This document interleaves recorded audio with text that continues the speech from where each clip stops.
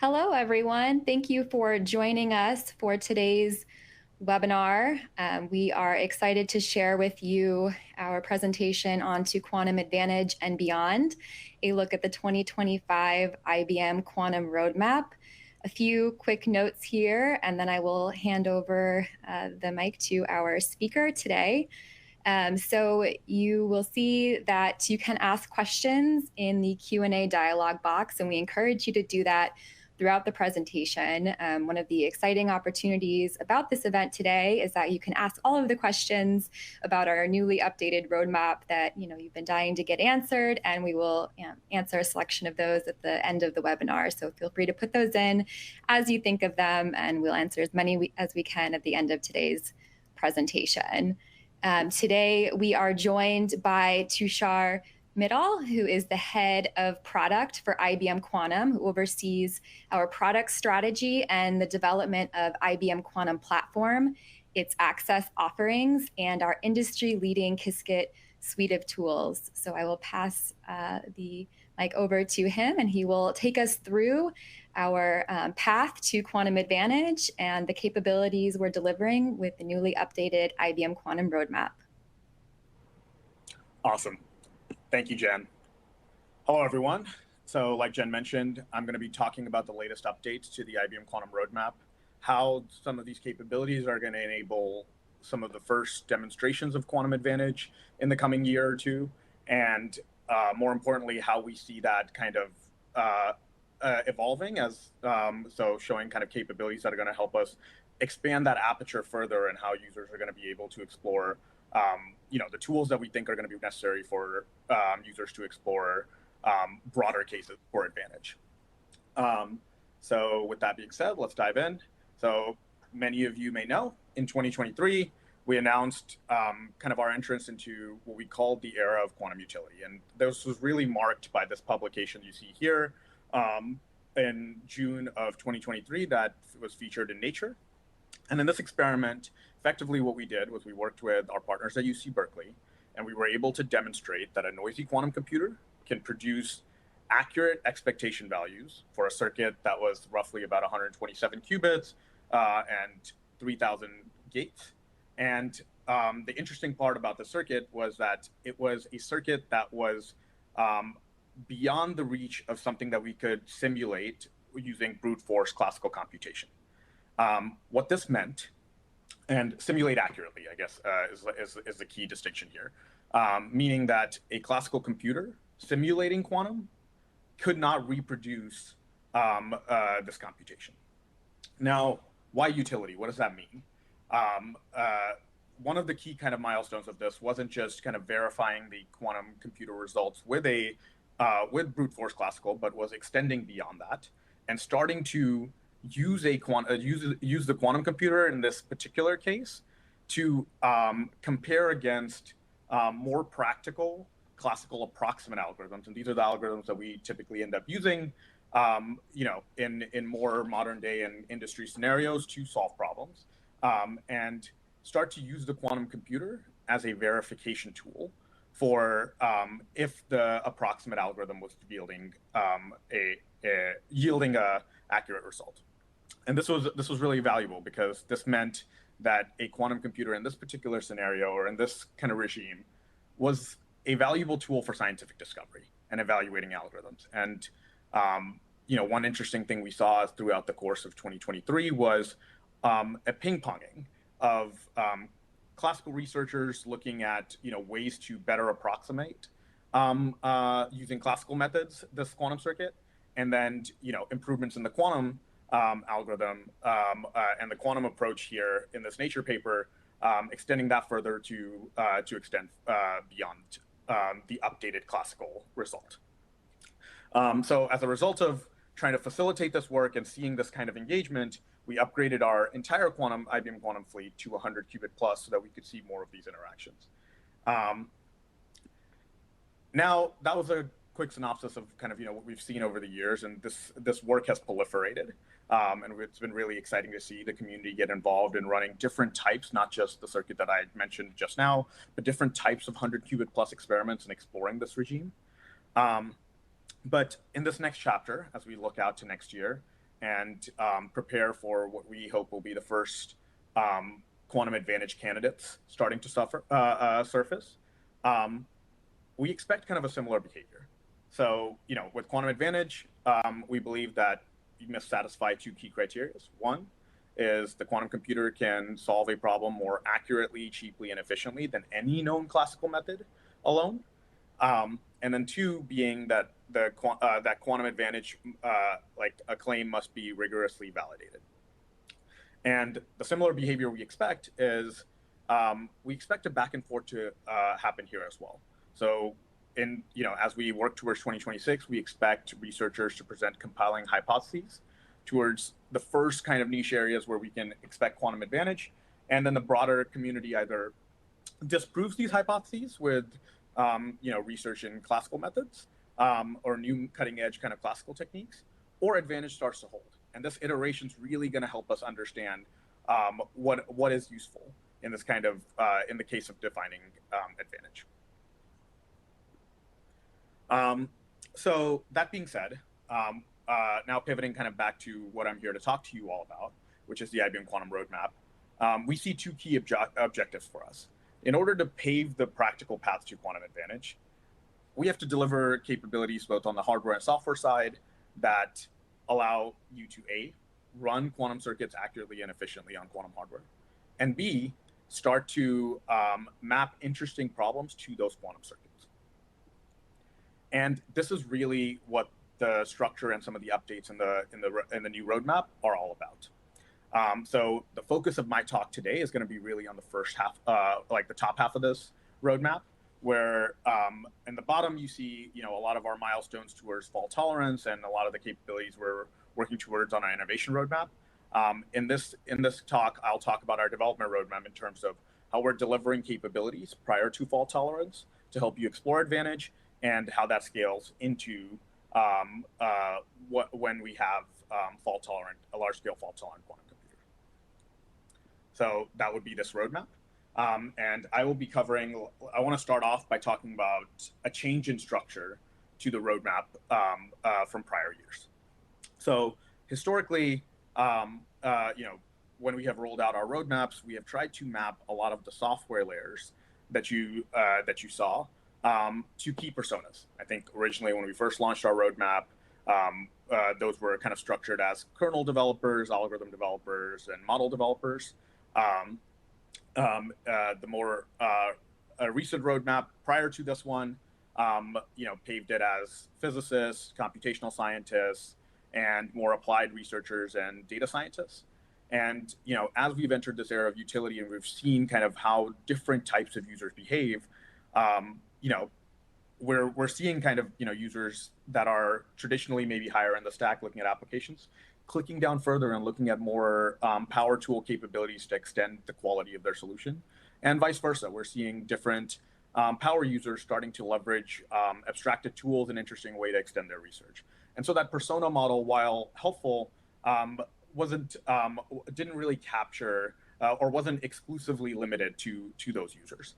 So the shift that we've made in the roadmap is actually more objective driven now. So we have 4 key kind of layers of the development roadmap. And I want to talk about them kind of bottom up. So here, starting at the bottom, one of the foundational things that we need in place is being able to accurately and efficiently execute on quantum computers.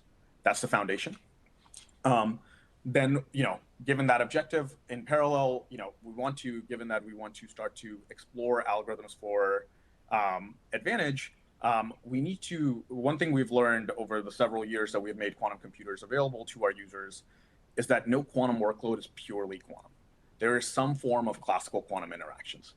And so this blue layer that you see, the orchestrating workloads for quantum plus HPC, is really about how we extend and how do we build a connective fabric that allows you to use quantum computers in conjunction with your classical computing environment, scaling up to high performance computing environments.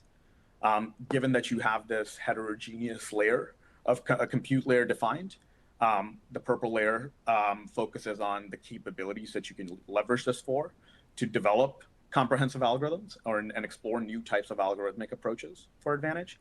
And then finally, the top layer of the roadmap focuses on taking those algorithms and applying them to applications and considering how to evaluate algorithms in your larger application structure as you start to think about Advantage. So I will go through all four of these layers. You don't need to remember all of that right now. But I wanted to give you an overview of what the structure of the new roadmap looks like. With that, let's dive in. So one of the biggest updates to the roadmap in terms of content is really structured around our hardware.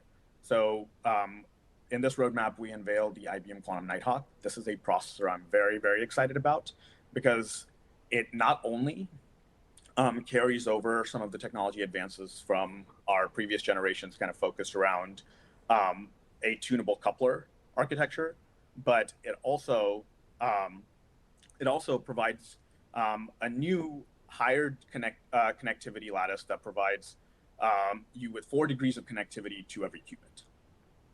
And this connectivity is particularly interesting because it enables you to model more complex circuits for a given gate depth. One of the things that, and then we'll talk about this, I'll show you some examples here in a second, but for example, one of the questions I've seen since the rollout of the roadmap is, what is the difference between the Heron processor and the Nighthawk processor, given that they both have the capacity to run 5K gates? And here I'm going to talk to you a little bit about what the difference is. So with the higher connectivity, what that effectively means is when you look at it, when you start to map your algorithms to this new processor, you can actually model the same algorithm with a reduced circuit depth. That means you can use the excess budget that you have to increase the complexity or explore more complex scenarios within that same 5K budget. And for the worst case circuit, a square lattice has shown roughly 5x fewer swap gates, and overall 16x fewer CZ layers.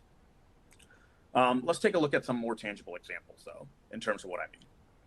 So here you can see how the higher connectivity enabled by the square lattice leads to shorter circuits for problems of the same complexity. So at the top half, you'll see kind of a toy problem focused on demonstrating a 30 qubit brickwork square circuit, which is clearly optimized for a square lattice. It's structured in a way that it would perform well on a square lattice. And this is where you see, the depth on a heavy hex lattice would be, for this given circuit, would be around 48. And that can be reduced down to 4 on a square lattice. Then let's look at another example, which is maybe more practical and more real world, is Hamiltonian simulation. So a lot of the interesting work that has been happening over the last year or so is around quantum simulation use cases using sample-based quantum diagonalization. And a lot of what's at the core of a lot of the examples that have come about, or example research that's been done in this area, is they all leverage these LUCJ circuits. So here you see that an LUCJ circuit that we're representing here has a depth of 201, and as we start to map that and transpile that down to something that would run on the square lattice that's supported by Nighthawk, we can actually reduce that depth to 143, giving us a more efficient way to leverage some of that excess budget. So I hope this kind of shows you some of the examples of how you will be able to use Nighthawk to start to explore more complex circuits in the same error budget. And these are the types of sort of circuits that we actually will unlock a new landscape of quantum algorithms.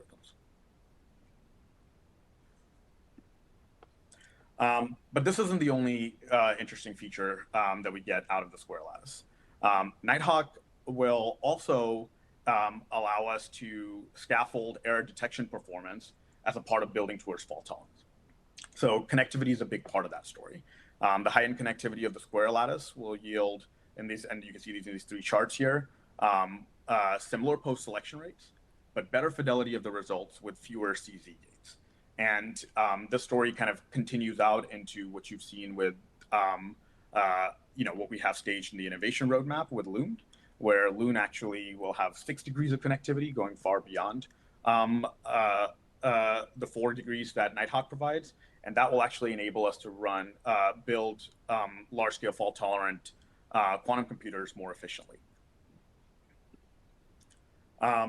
So that was a little bit about Nighthawk. We plan to, beyond the delivery of Nighthawk this year, over the coming 3 years, we'll scale the gate capacity for Nighthawk linearly. And then in 2029, we'll debut IBM Quantum Starling, which will be our first large-scale quantum fault-tolerant quantum computer. And it'll be capable of running circuits with 100 million gates on 200 logical qubits.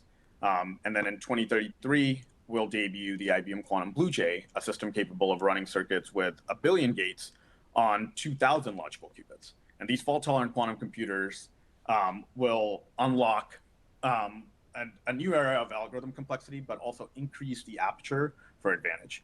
I think it's really important to understand that advantage isn't going to be a single moment. We expect to see the first demonstrations next year in a particular scenario, but as these systems get larger and are able to model more and more algorithmic complexity, we expect to increase the aperture of the types of advantage cases and in what industries and what problem types that we will be able to explore. And we believe having a large-scale fault tolerance device will help us take that stepwise leap in that direction. So, we made a prediction last year that quantum advantage will be found by the end of 2026, but only if we work together. And a big part of the revision of this roadmap, not just from a structure perspective, but the capability perspective, is to start to enable you to discover and innovate on new types of algorithms. And in this chart, you can see kind of what our state of play is. So this chart plots out circuit size in terms of gates in the x-axis and circuit width in terms of, and you can consider that qubits in the y-axis. And this mark here kind of maps where we are today. Now, the shaded area on kind of across the boundary here is what we call like pre-utility regime. And this is effectively things we can simulate. And the interesting part of where we are today is we've now entered a realm where we are squarely in a space where we can't simulate the types of computations we can do on a quantum computer. And it allows us to start to explore this white space that you see here as we start to deliver better performing hardware and software progresses. We'll start to move in this direction.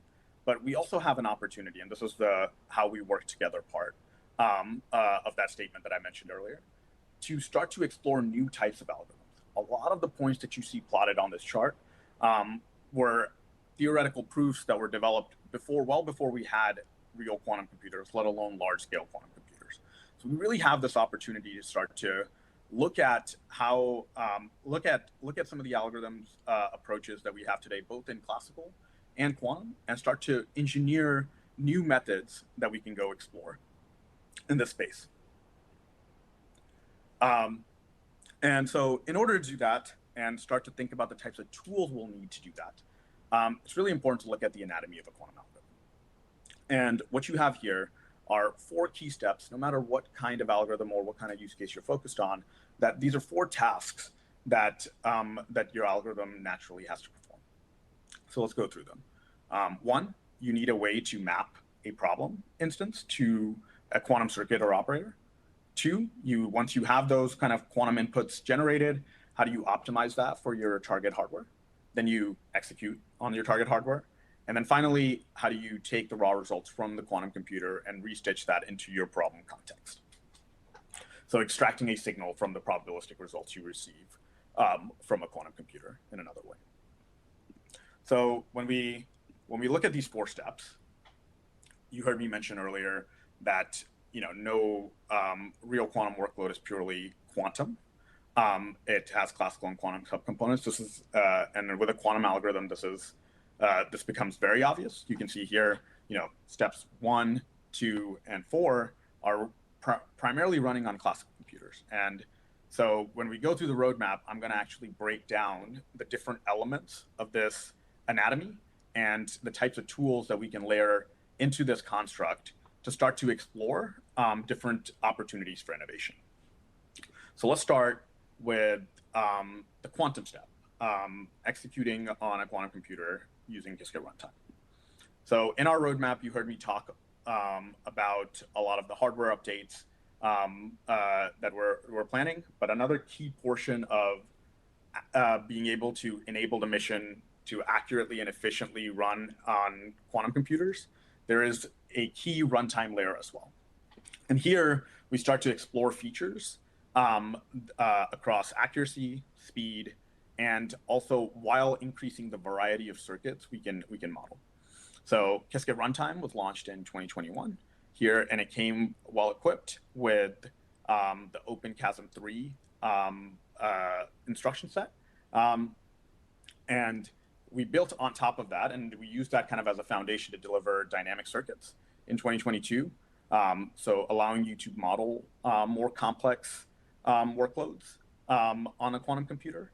In 2023, we focused on delivering error mitigation methods to allow you to extract more performance out of the system, more accuracy out of the system, and start to scale your workloads. And as we started to see the scale out of these workloads, as you remember, in 2023 is where we saw leveraging error mitigation, we were able to demonstrate a circuit that ran far beyond brute force classical simulation. That experiment took about 11 hours to run. So in 2024, the emphasis was on how do we now run these types of workloads efficiently. So you saw an increase, a new milestone kind of hit in terms of the CLOPS, the circuit layer operations per second that we can run on these quantum computers, increase to 200K. And what this metric effectively means is you're now able to run that 11-hour experiment in 2023 in a matter of 2 hours. And this was the milestone that we demonstrated last year. So going into this year, our focus is delivering, enhancing kind of the capability of dynamic circuits that we delivered in 2022. So dynamic circuits allow you to model more complexity into your circuit and introduce more conditional arguments in how you want to run your circuit. And so to apply dynamic circuits to larger scales, we need to have a more powerful execution capability. We need to start to think about how can we execute a lot of these conditional blocks in parallel and more efficiently leverage the coherence time of our system. So this will be the key focus for this year. And this capability will be available in preview in a couple months here, and we're excited for you to try that out. So that kind of gives you a snapshot of how runtime's evolving, and while that roadmap is kind of built out to this year, you'll see it come more into focus as new capability requirements kind of emerge and start to continue to build on that mission to accurately and efficiently run on the quantum system. And that's really the key focus of the Qiskit runtime service. Now coming back to the anatomy of the algorithm, you heard me mention earlier that some of these steps are actually classical.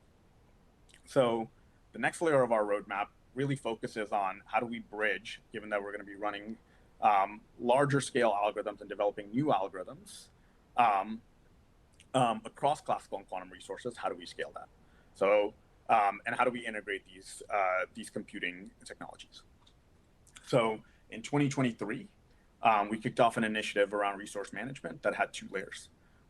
One was the rollout of Qiskit serverless, and this allowed you to call a quantum computer from your cloud environment, no matter which cloud environment you're operating in. So there's a Qiskit serverless package that exists in open source for you to be able to configure your cloud instance and your quantum resource and submit a Python file that can execute across those environments for you. In 2024, we launched plugins for HPC, more specifically a Slurm plugin, enabling clients and users with on-prem HPC to be able to leverage the workload manager they use today to also manage their quantum computer. And this year, our focus is to start to deliver more language native integrations by rolling out a C API. So historically, Qiskit has been a Python SDK, and it will continue to have that interface. but building out a C API underneath it allows us to very easily build different language bindings on top of this API to enable different types of users that are operating, say, for example, a lot of HPC users are more accustomed to using C++ or Fortran as a way to optimize their code and run larger scale applications. And that is what we're looking to enable in 2025, to start to engage algorithm developers and researchers from HPC communities to start to leverage quantum computers and join us on this journey of algorithm discovery. So what does that look like? Well, the key foundation of the C API kind of builds on top of the work, the performance optimization we delivered with Rust last year. So there will be a standalone Rust crate that builds on the C form function interface.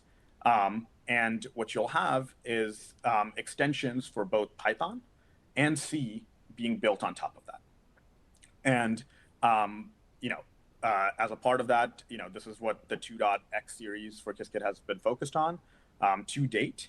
You can use the C API to generate sparse observables as well as the quantum circuit. And in the upcoming release of Qiskit, you'll start to see support for transpilation as well. And we're really excited to see how our users start to build on top of that and what kind of work that enables. So as you can see, Qiskit, to talk about Qiskit a little bit more broadly, Qiskit was designed to start to provide you with the primary foundation of capabilities that you need to tackle the 4 steps of of designing algorithms. You have the circuit library for mapping. You have the transpiler as like a primary kind of optimization tool that you can plug into. Primitives construct to define different types of execution. And then finally, quantum info to do data visualizations and synthesize kind of raw samples out of the quantum computer. And what you see here is that largely starts to define a structure for inputs and outputs between these steps. And having the goal of building Qiskit this way was to allow our users to extend different capabilities in each of these layers. And it gives you kind of an aperture to the ability to start to introduce new capabilities in this that I will talk about later. So that was the C API in Qiskit and how we start to kind of extend our tool suite to operate in different kind of high performance classical environments. But the story doesn't stop there. One part was the effectively stitching the fabric between quantum and classical, and that's what you've seen with the work that has happened so far and is continuing this year. As we move forward and look out to the future, we will roll out things like profiling tools, and these will be power tools for you to analyze your workflow performance and see how you can optimize your iterative loops between quantum and classical resources. And as we start to see advantage workflows emerge, we will build workflow accelerators that allow you to run known advantage workflows efficiently, kind of building off of a lot of the power tools that you see down below or downstream of this release. So that layer kind of covers the foundational fabric, a heterogeneous fabric for us to define algorithms. The next layer, this purple layer, I really want to talk to you about what are the tools. There's been a call to action for the last few years around how do we discover new algorithms. Well, what are the tools that we can leverage to start to do that? Qiskit lays a foundation for us to be able to plug in new capabilities, but what are the types of capabilities that we can leverage? So while Qiskit is the Qiskit framework is essential and it provides like a set of base capabilities to build on, it's not sufficient. And what you start to see with the extension of Qiskit add-ons and the work that we've been doing there is starting to layer on new modular capabilities across different steps. And this was a big focus last year to allow users to start to explore new types of algorithmic workflows or augment existing ones as new capabilities came out. One example of this is OBP. So last year, one of the big check marks that we hit on our roadmap was advanced classical transpilation tools, one of which was using, introducing AI transpiler passes, but another one was releasing capabilities like operator propagation. So this is a technique that really fits into that step 2 of your workflow, and for certain types of workloads where you have maybe a more complex or a larger circuit that you're trying to use to estimate observables. This technique helps you reduce the circuit depth by trimming operations from the end of the circuit, and in exchange for the cost of more operators, right? So you would run more operator estimations in exchange for a shorter circuit. And this allows you to model your problem a little differently and kind of fit it on today's hardware and start to explore more complex cases. So this was one example, and you can see kind of how it fits in. There's a optimization step or a pre-processing step, and then a post-processing step that goes along with this. Another example that's been quite popular over the last year is sample-based quantum diagonalization, and SQD effectively is a post-processing method. So it's a classical post-processing method that looks to find symmetry in your solution and then diagonalize your noisy samples to produce more accurate energy estimations or extract a stronger signal out of your raw data for certain types of problem. And this is something that's easily layered on top of a sampling-based workflow that you may have today, given that it fits the type of circuit structures that you can leverage here.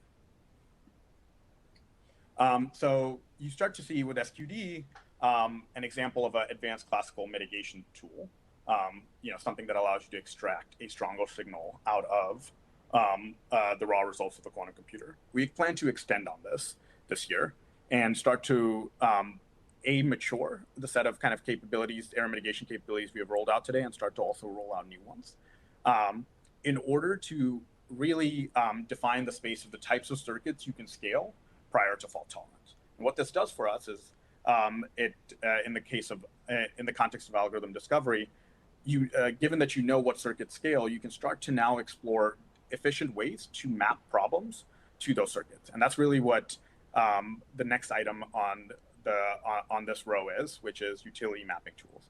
Given that we have a framework for the kind of capabilities that scale prior to fault tolerance, we can start to focus our efforts on delivering those types of mapping tools to you, such that you can start to explore different algorithm permutations or different kind of ways of leveraging these blocks to do interesting algorithmic research.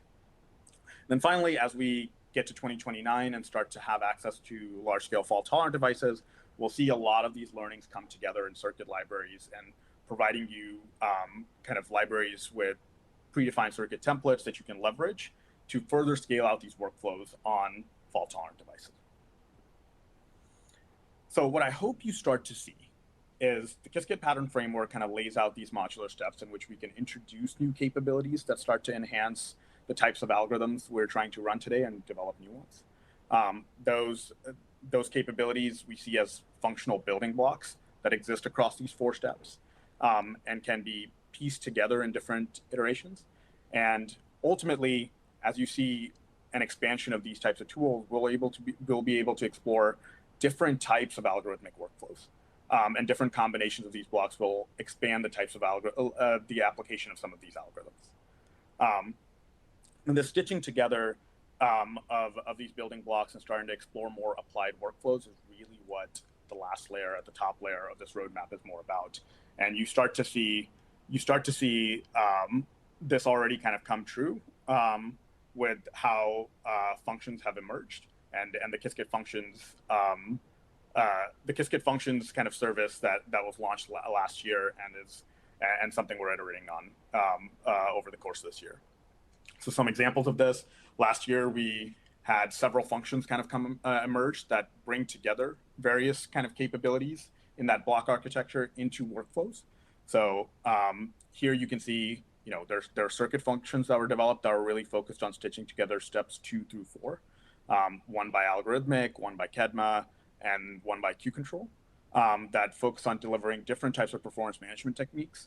And you see here the types of workloads that these functions have enabled. So, algorithmic, we're able to, there's been demonstrations of quantum many-body dynamics at a 91 by 91 circuit that's kind of approaching a 5K scale experiment on 91 qubits. With the Kedma function, we've seen kind of trotterized Hamiltonian simulation at 119 qubits. The Q control function has been used in a variety of cases. An example that I've cited here is that, this performance management function is actually used for network surface fault diagnosis at 50 qubits. Q control also rolled out a optimization function. So they built on top of their performance management tool and really kind of extended out to the mapping and kind of capturing a full end-to-end workflow from mapping all the way to post-processing, where they allow you to run different types of non-trivial binary optimization problems, some reaching all the way up to 156 qubits, and outperforming some of the latest results from quantum annealers. And we also had a function from Multiverse that was focused around classification problems, tackling classification problems at 100 qubits. So these are now workflows you can leverage out of the box to start to explore different types of use cases. But it didn't stop there. This year, we have already seen 4 new functions launch, extending the optimization space with Qiskit Quantum, who is exploring higher order binary optimization problems at 156 qubits. We've seen kind of extension of the SQD work by QNOVA, exploring chemistry simulation problems on the order of 40 qubits plus. We've also seen a function around portfolio optimization by Global Data Quantum, as well as a function kind of focused on allowing you to tackle partial differential equations and exploring hybrid differential equation solvers at 50 qubit plus. So this is an example of how a lot of these capabilities that we've talked about that are maybe more foundational are starting to build up, that are enabling our partners to build different types of workflows up above and introduce new algorithmic strategies for solving these problems. Another thing that we rolled out this year, so those are some of the services that I just mentioned, but we've also rolled out function templates. So this is available to you today. So if you go to Qiskit community, the GitHub project, Qiskit function templates in the Qiskit community group, you'll actually find some example templates that you can leverage out of the box using either Qiskit serverless or the function service hosted on IBM Quantum Platform. And one example that exists today is actually an example provided by Cleveland Clinic, who has done some interesting research in molecular simulation using SQD. And you can actually leverage the code that they use to demonstrate that paper in this repo, and you can kind of get started and start to iterate on it yourself, and then kind of get started with their template right away. You can learn more about this function template and how this is how it's gonna work and how you can leverage it in a webinar that's coming up. So scan this QR code that you see here on July 15th, just here in a couple weeks, to hear more. So that's a quick capture of how functions have been evolving and how you're seeing workflows evolve over the last year and a half. But as we go into next year, one of the things we talked about was we have a key milestone. The second milestone of kind of hitting advantage is making sure that we can rigorously verify the claims that are going to come. So if we're targeting, to see some of the first candidates of advantage in 2026, one of the other things that we want to simultaneously work on is use case benchmarking toolkits. Explore how do we start to develop benchmarks for evaluating advantage candidates against state-of-the-art algorithms. And this is something we're going to partner with the ecosystem on and have started to already roll out some work in this direction with, for example, the optimization paper that came as a result of our working group earlier this year.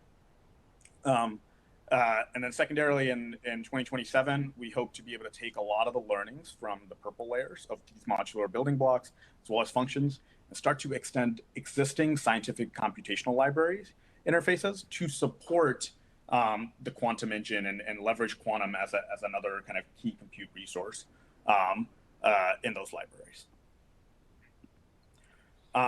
With that, I'll start to wrap up. As you can see, the goal behind a lot of these software layers to enable algorithm discovery is that we're building a lot of modular tools across these layers, several of which are open source and allow you to start to really experiment either at whatever layer that you find most convenient to go down this journey. So I would recommend you scan this QR code, check out Qiskit today on the suite of tools that exist there, and we look forward to the work that you all will come up with, and as we work towards the next kind of year and start to explore the first candidates of advantage. With that, Jen, I'll hand it back over to you. Thanks so much, Tushar. That was really interesting. Hope you all enjoyed that deep dive into our newly updated roadmap. And now let's turn to the Q&A. So if you haven't already done so, feel free to enter your questions into that Q&A dialog box, and we'll answer as many as we can in the next 15 minutes or so. And also wanted to mention that this session is being recorded. I saw some questions about that, so you can go back and watch this later. And for those who weren't able to attend live, it's an option for them. So we have one question about, the move to the square lattice. So why, have a heavy hex lattice that we're showcasing for so long, and then move to discussing the benefits of the square lattice. So is there any overarching reason why the square lattice wasn't implemented earlier in the roadmap? There's I think a big part of what we were focused on in kind of the earlier aspects of the roadmap was starting to deliver scale and kind of performance while solving kind of key packaging challenges. And I think as we have started to build towards fault tolerance, I think the big focus has been kind of increasing degrees of connectivity so that we can build towards fault tolerance. And as a byproduct of that, we're able to launch Nighthawk in the interim. So it's been really more about how do we provide you systems that you can start to execute on right away. That's what the focus was. But as we have now started to mature our journey towards fault tolerance, we were able to kind of launch Nighthawk. Yeah, and along with that, I've heard, along similar lines of that emphasis on connectivity, that our Gen 1, coupler really benefited from the heavy hex architecture. And, now that we've drastically reduced crosstalk, the square lattice, the enhanced connectivity isn't a blocker there. And so, we're applying our learnings and bringing that to these That's updates right. on the roadmap as well. Okay, another question here, just scrolling through. This is an interesting one. So how do other methods of qubit architecture compare to the traditional transmon method used by IBM right now? Do they appear promising in the near future to use other modalities other than our superconducting qubits? I think, we feel very confident in the superconducting qubit modality, and we feel like it gives us a path to scale. We are not seeing any blockers in that, and I think that's what we really tried to demonstrate with the kind of work that we've done around the architecture that's going to support, large-scale fault tolerance. So we're largely focused on leveraging that, and I think we have yet to see any roadblocks in that strategy to start to consider other modalities. Yeah, absolutely. It's that performance trifecta of scale, quality, and speed with the superconducting. Absolutely. Okay, there was another.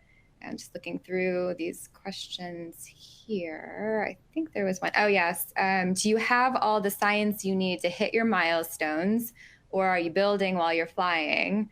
Do you have all the hardware and processes, or is that another area of continued discovery? An interesting question in particular in relation to the innovation roadmap. I know that you didn't talk as much about that today, but just overall thoughts on hitting our milestones. I think there's been, we're very confident, at least from a systems perspective of the systems that we're going to build, that we've had a lot of theoretical proof work done, and we're seeing largely engineering challenges that we need to address between now and kind of delivering large-scale fault tolerance devices. Now, on the software side, in terms of algorithm discovery, that's actually a place where we expect there to be, opportunity to explore new theories, right? We want to see new and more efficient algorithms being developed, and so that is a very vibrant and active area of research. And I think we're going to benefit from users kind of taking unconventional and different approaches to bring, classical methods and quantum methods together to do something that each one alone could not do. Great. And we've seen some of that with SQD already, and some of the work that's come out with SQD. Yeah, absolutely. So we do have a question along the similar lines about how does quantum error correction fit into your roadmap? Can you tell us about what strategies are being implemented to achieve fault tolerance with a focus in quantum error correction? Sure, yeah. So I think if I go back to, I'll need to do a lot of clicks here, but if I go back to our roadmap, quantum error correction I like to look at quantum error correction as a capability. But the goal is delivering a fault-tolerant quantum computer. And so there's different ways we are trying to address this. And give me 1 second to get back to it. So we're taking a modular approach to this. So if you look down below, and I know there's a lot going on here, but first off, we've done a lot of work, and you've probably seen the Nature paper that kind of came out last year around our 6-degree connectivity and exploring more efficient kind of gross codes, which give us, a 90% lower kind of cost overhead, physical qubit cost overhead, in order to implement error correction. So Loon will be the realization of that 6 degrees of connectivity. And we'll be able to use that to effectively scale things out. So after we have Loon and we've demonstrated that and have a physical chip that supports that connectivity, we'll be able to build basically a complete module on top of that. So we'll add a logical processing unit and quantum memory in Kookaburra, which is in next year as a key demonstration. And then from there, that basically defines like one complete module for like our logical qubit processor. And in Cockatoo, we will find ways to connect different Kookaburra devices using universal adapter. And then, given that we can do that with Cockatoo, we're going to scale that out further and introduce a magic state distillation factory that will connect to that will allow us to run gates. And this is why you see kind of in 2028, when we're demonstrating Starling, we'll also define a fault-tolerant ISA to match the types of gates and capabilities you can run on that processor so that can be delivered to you in 2029. So error corrections is a key part of our strategy, and that's what you're kind of seeing evolve in our innovation roadmap, and that's what gives us confidence that we're going to deliver Starling that's going to be able to run 100 million gates over 200 logical qubits in 2029. Absolutely. Another kind of different question, pivoting a bit, thinking about, how would you ensure security for quantum systems, especially with on-prem systems? I know we have this recently upgraded IBM Quantum Platform, so perhaps you'd like to say a bit about data security as we scale with real data. Yeah. So I think we have different offerings for different cases. So, one of the big things that we've done with the new platform is we've really, focused on even in terms of how we've rolled out the different regions. So, we have an EU region and we have a US region, of course. We can manage data very efficient. All of the data that kind of goes through the Qiskit runtime service or through the quantum platform is managed in those specific regions. So we've adopted some of state-of-the-art enterprise cloud standards as a part of how we deliver cloud access. But I think the question was specifically about on-prem. So for on-prem, we've actually built an API that is similar to the Qiskit runtime API and supports the same interfaces, but we call it our direct access API. And that is specifically for our clients who are procuring dedicated systems that they want local in their data center, and they want to be able to manage everything within the network of their data center. And so that API is driven to help clients integrate in that fashion. And in that context, they're able to apply a lot of the security standards they use to manage that data center to the quantum computer that they're accessing. But that naturally is enabled when you have a dedicated quantum system. Wonderful. We have another question about how we are supporting the development of quantum algorithms. Yeah, so one way is, so this purple row of the roadmap that you see here is really kind of a big piece of it, where the goal is to like roll out as we see new capabilities emerge, and we're doing research on different types of modular kind of methods, and whether it's about optimizing algorithms for the hardware, or building tools like SQD. The goal is we're basically trying to roll out the tool as closely to the publications so that you can replicate that research as quickly as possible. And another effort that we have on our side is we have developed a series of working groups across key application spaces, where we brought together researchers from academia that are experts in those spaces alongside enterprise clients.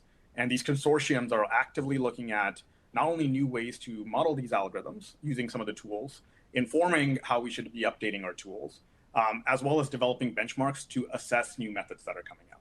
So there's both a community-driven and a development approach to how we're supporting quantum algorithm development.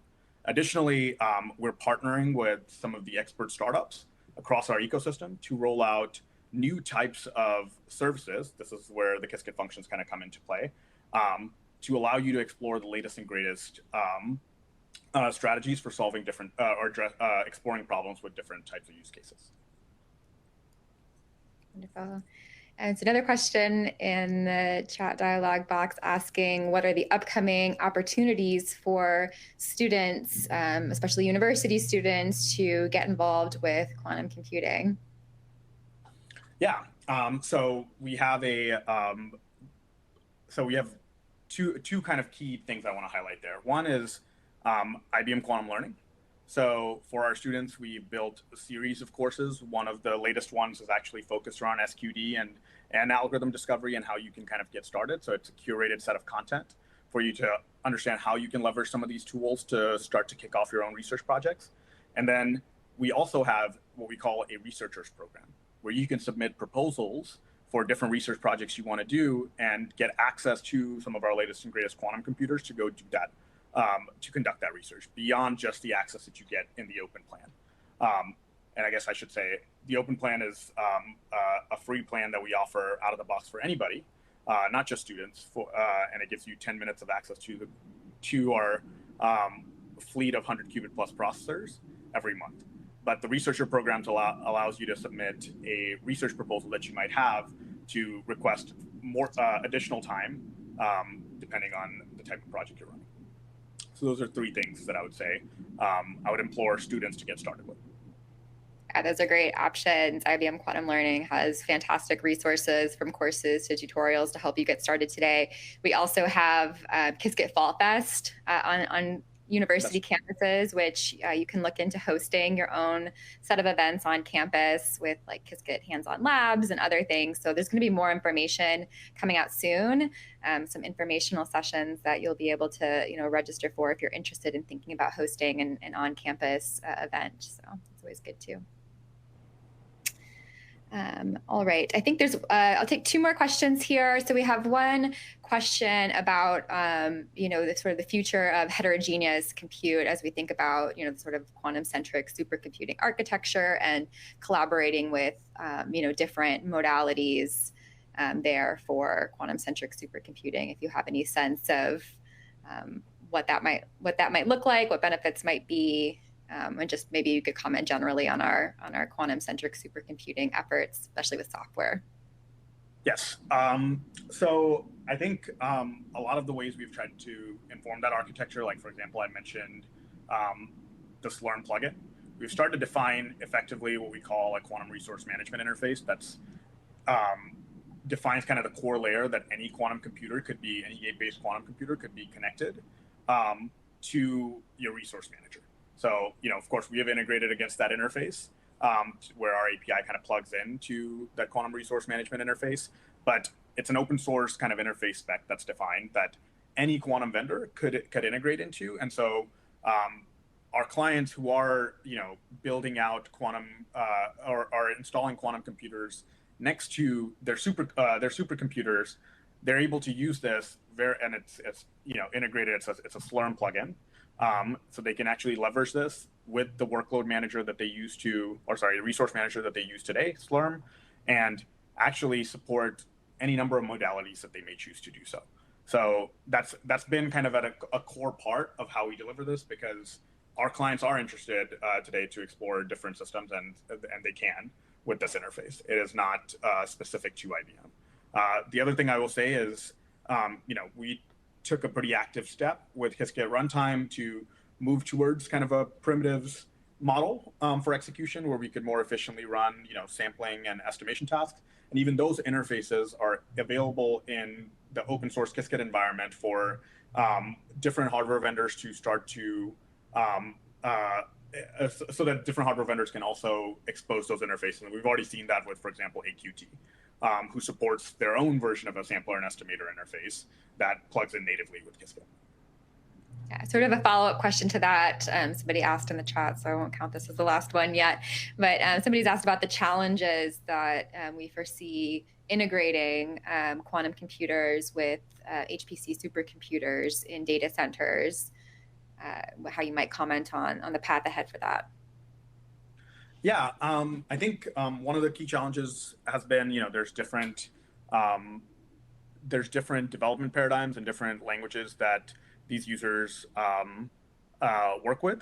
And so one of the biggest things with the CAPI work is to start to now expose a lot of the capabilities that we've built out in Python, right, in a way that it can be built it so that users, not just integrating, but the users of those HPC systems can start to now program against a quantum computer.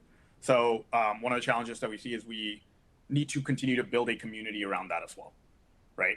So we're kicking off the CAPI work. We'll build some of the first kind of layers, but we really want to start to build a consortium around how these tools can be more useful for those communities, and how do we better integrate into existing tools that exist for that community. And that's kind of the focus, even with profiling tools on this roadmap that you can see, is profiling is not, or workload profiling or profiling your system, it's not a new concept to HPC.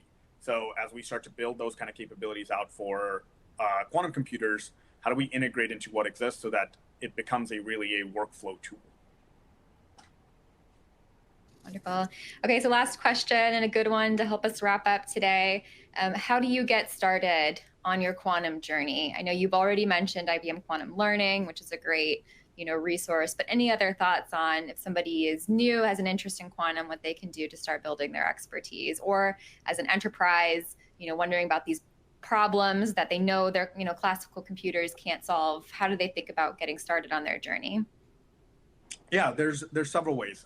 If you're a developer, I recommend checking out our documentation that kind of walks you through baseline setup of getting your environment set up with Qiskit so that you can start to explore those examples. Like you mentioned, IBM Quantum Learning has content and courses for various different audiences. I would also recommend our Qiskit YouTube channel. It has both content on kind of theory around quantum and some of the base foundations. So if you're somebody who maybe enjoys more of the video format, we have videos from notable professors, as well as our amazing content team that's been built around different types of topics that I would recommend you go and explore. Yeah, definitely. A few I can think of, quantum business foundations. If you're, an enterprise looking to get started in your journey and thinking about use cases across different domains, that's a great course to dig in with. But we have things across, different domains and areas of expertise, regardless of where you're entering in. And there are some links on the console you can see to some of those resources we've mentioned. So we encourage you to check those out. So thank you so much for joining today. We really appreciate your engagement, participation. If you think of additional questions, you can feel free to add them to the Q&A dialog box. We have a survey that will follow this presentation. So if you don't mind filling it out, we really appreciate your feedback. It helps us shape future virtual events like this one. And it also, there's a question about what capabilities you would like to see, in our stack. So please answer that. So it'll help us, ensure we're delivering the capabilities that you need to drive your explorations of quantum utility toward advantage as well. So thank you for joining us. Thank you, Tushar, and we will see you at our next event. Thank you, everyone. Thank you.